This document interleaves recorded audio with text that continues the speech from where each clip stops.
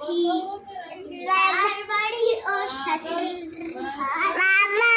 কাছি তার বাড়ি ও সাথী কাছি এদিকে বললো মামা কাছি এদিকে বললো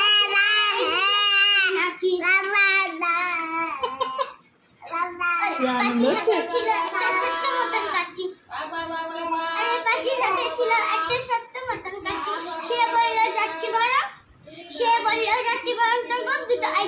তোর গপ দুটো আই চাচি যেই না গেল